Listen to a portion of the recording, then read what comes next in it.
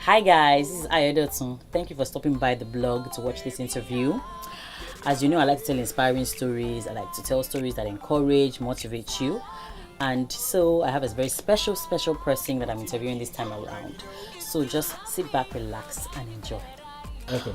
All right, ladies and gentlemen, I'm here with music producer, songwriter, arranger, music director, everything, Rotimikeys. Oh yeah, I forgot that. I'm my boyfriend and husband. For those who don't know, Rotimikeys. Yeah. Shake it. As Michelle would say. Yeah. So it's kind of cool to have you on my sets. Thank you know, to or like share your story with everybody. And of course, draw out a few lessons and hear your thoughts on some controversial topics. So let's have some fun. So, I mean, I know the story, I know how you started and everything, but tell us. I know you told me stories of how you were playing with your dad's records when you were much younger and stuff like that. So tell us quickly. Well, it all started from my childhood, pretty much. Used to, as she said, I used to play with my dad's records a lot. The cassette player. A lot of young people don't know what a cassette player is, but cassette players. We had this 2 cassette player deck that I used to play a lot with. I used to play a lot of records, and then my dad's turntable. Used to play a lot of. Then it used to be Onika, Eviena, Oguri. Oh yeah. And there was some of the local artists. Ayewa gospel singers. Oh yeah, right. Dupe Olulano. Oh my goodness. All right. So did you have any foreign influences? You've named a lot of Nigerian artists. Yeah. That was when Integrity Music started coming into Nigeria. I know right. So we listened to a lot of gospel music back then. Of course. And then my dad had like old records, some jazz, some cool stuff. I think he had some Kool and the Gang. All of those. So Grandpa is correct too. So we played a bit of those, but we played more of the gospel music because I mean, it just happened that was the music we were falling in love with at that time. It was a fresh sound and all that. But beyond that, I remember that I used to listen to a lot of music from animation movies. Even at that time. Yeah, I mean they used to play them on channel TV. TV and stuff. Yeah, I mean I remember those. You get back from school, you're waiting from like a few minutes before 4. You're waiting for that 4 o'clock matter. Yeah, waiting. TV. Yeah. So they used to play Voltron and all those. And I remember a few times where they played some of those. I can't remember what they are now, but Beauty and the Beast. Yeah, those Disney classics from way back with Princess Snow White, and those things had good stuff. A lot of them I would mix up the lyrics. I didn't care about the lyrics of those songs. It was the chords. We all used to mess up lyrics, so no, but beyond that, it was the chords, the movements, the music. I was more interested in Michael Jackson Beat It. We called Beat It. He told me. He told me about that. Yeah, he told me about that. So, I mean, a lot of that. So basically, you were like kids were watching stuff, but you were not particularly watching. You were listening for the score. You were listening for the a lot of those sound things. effects. I cannot remember the stories behind them, but I remember some of the music. Okay, there was a time you told me you blew up Grandpa's deck. No, it wasn't a blow up. I think it was there were too many times when and then there were too many cassettes I wrecked because I will rewind. I want to play a place again. I rewind. I want to play again. All of a sudden you just see that. There was even a time you told me that I used to sit down and you imagine if they bring this sound and they mix. Was that how you started? Yes, before I actually knew what a studio was, the concept of studio. I remember that, because my dad had this 2 cassette player, I used to sit down and wonder how music was put together. I used to wish that, especially when I started playing musical instruments, my first instrument was the drums, and then I started playing keyboards after a while, and then guitars. I tried the trumpet, but He said your cheeks used to hurt. So I mean, if that's a lesson for parents, is to say you can create an environment that fosters your kids' giftings. We didn't have those instruments at home, but because church was about 30 minutes walk away from the house. But after school, we would always walk there.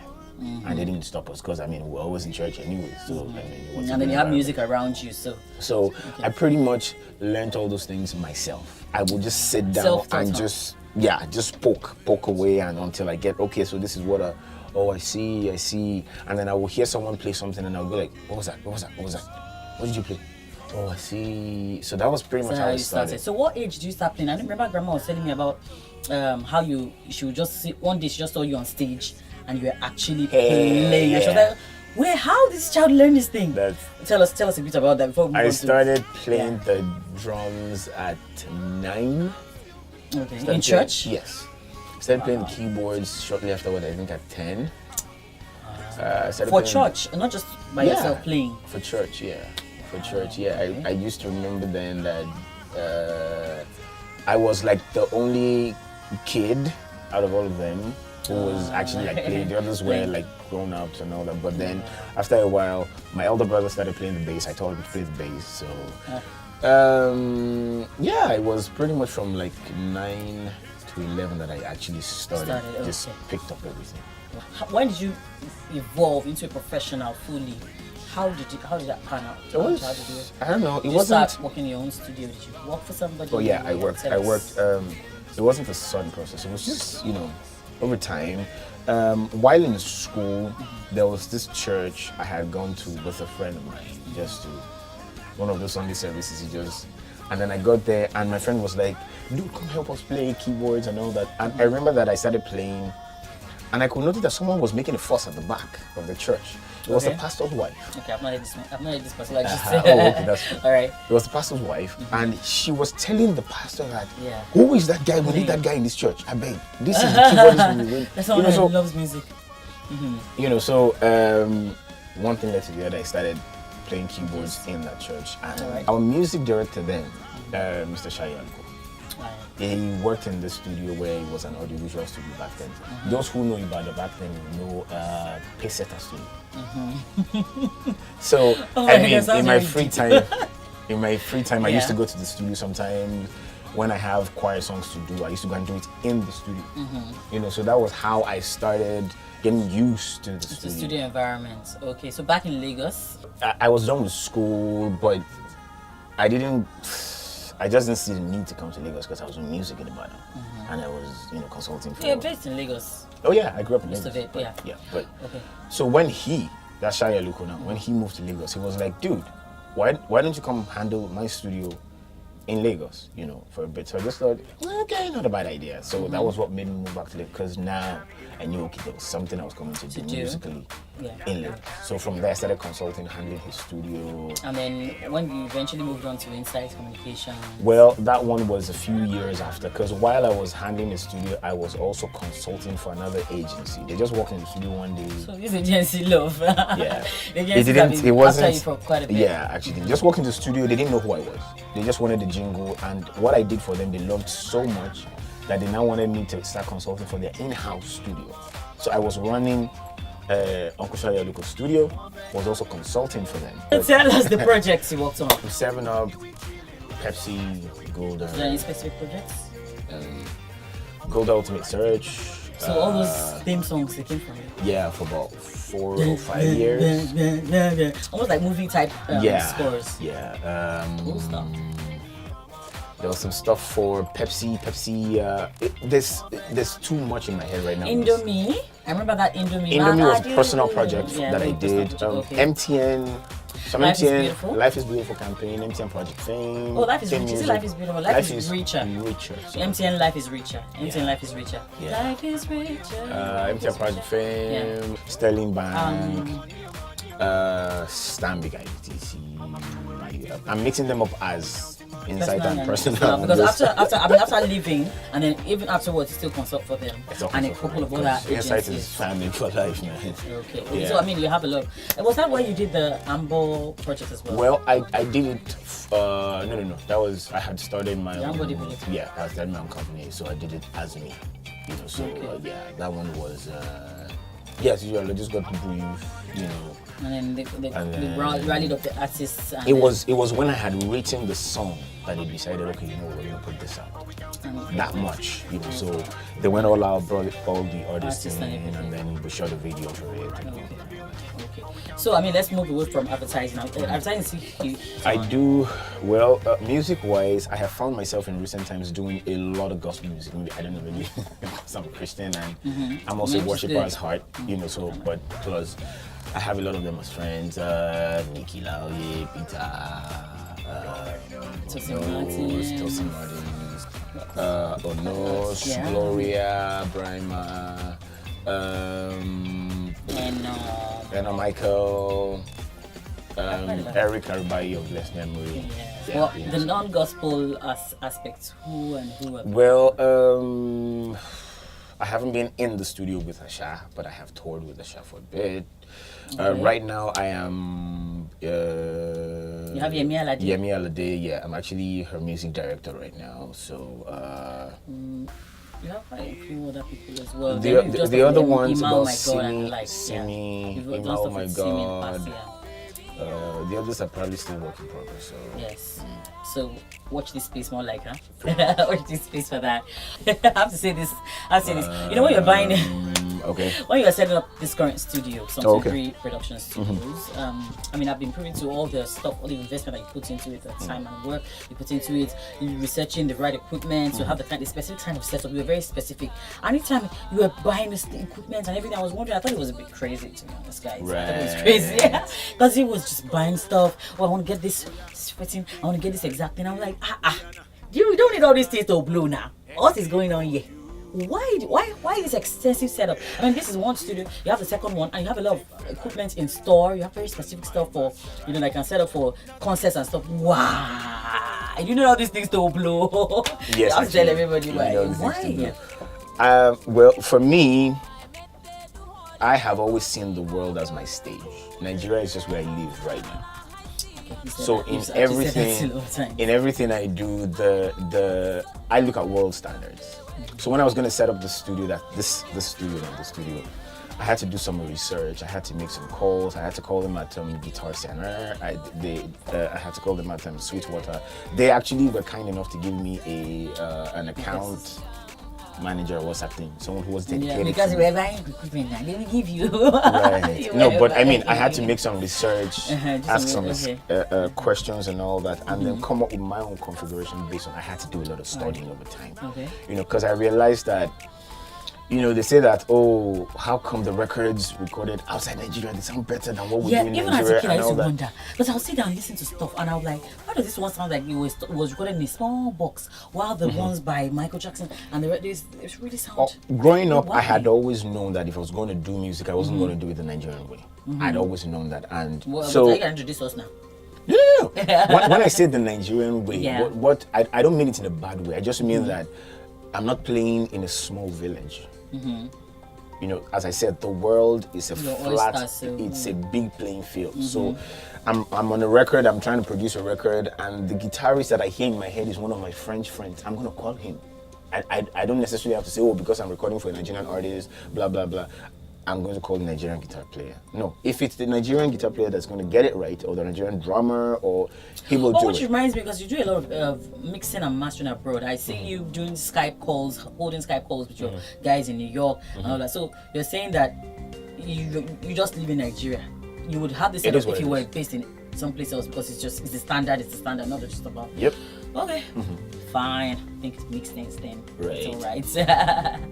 Okay, so what would you say is next for you? What would you say what should watch out for? I know you had the some personal releases. You had the Wild Colors, which is not those were like remixes. They were covers. Sorry, covers. I call them extreme covers. Extreme covers. So should we expect more stuff? You will hide. You can sing, but you hide. You know, you like to produce more. He doesn't think you can sing, but I mean, that artist side, I'd like to see that. Is that what? Should we expect something from you soon? Maybe 2018. I don't sing that much yet. I'm trying to get back. You know, I mean, was that Ambo? That was you. Oh yeah, it was me. Then even that jingle, everybody loves Gunga. I have done quite a few jingles that I kind of sang myself. Yeah. Yeah. I know you were also on that Yemi Alade's album. Oh yeah. That was Kelele. Kelele was me and her. You were singing now. Yours is that more than I know that. I don't think that. It's all that. I mean, that's the thing about me. My standards are always very high. So right now, I'm not a good singer to myself. Yeah, that's why you're always harassing me now. Even if I want to sing for you, say if you pepper me and say I'm not delivering, I should go and I don't understand. Also, because you're my wife, you just now just put me on one jingle so that. She's a singer, by the way, an amazing singer who has left singing for quite a bit. I'm calling you out now. Just calling me out. Right. I'm so busy making money. Oh but okay, God, what to look forward to? I have some personal projects coming up. Album covers. All right. I mean, let me just put a lead on that, but you will see them soon. Okay. Anything else? What I tell people is life doesn't happen in one day. Life is a continuous journey. Enjoy the journey. You will not get to your destination in one day. You will not get to it in 1 year, actually. So enjoy the process. Don't try and jump the process. I know the things that God had to take me through to get to where I am, on the way to where I'm going. So don't be in a hurry. Enjoy the process. Trust God. Trust time. Respect time, and you'll get there. In 2017, people still have the notion or think that if you're a Christian, you're born again Christian, first born again Christian, that you shouldn't be doing or shouldn't veer too much into what we call the secular music and all of that. I mean, you always just sing what the name of Jesus in every track and just be known for that and told that line. So what would you say is your, and I've seen in some of your posts on social media, you have strong opinions about that. So what would you just weigh in on the subject? Wow. First thing I tell people is music is not just music. There is the ministry of music. That's, as a Christian, there's the ministry of music. There's the business of music. There is the art of music.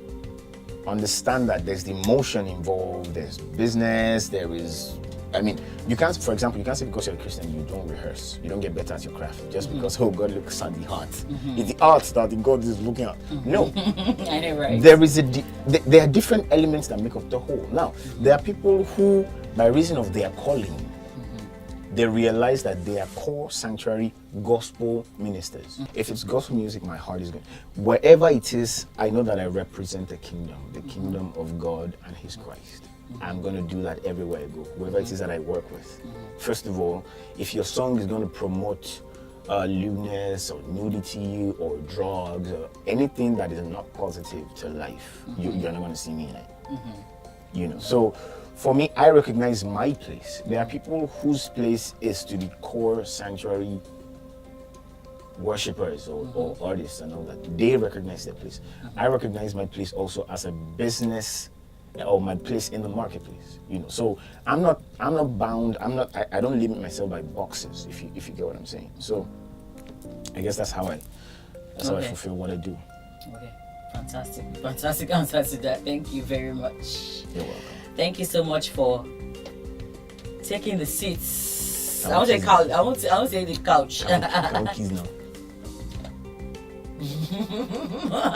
We need to stop. Thank you so much. I hope you had fun. Pixels. Watch out for my next interview. Shout out Thanks for the next single. Oh yeah, give me a shout out now. It. I know you always support me. You work behind the scenes and everything. Oh yeah, give me a shout out. Thank you so much for watching this interview. I had a fun time. I'm sure you did too. Please subscribe to the blog before you leave and kindly follow us on Instagram, Facebook, and Twitter at Lifestyle Hues. And please do come back. See you soon. Thank you.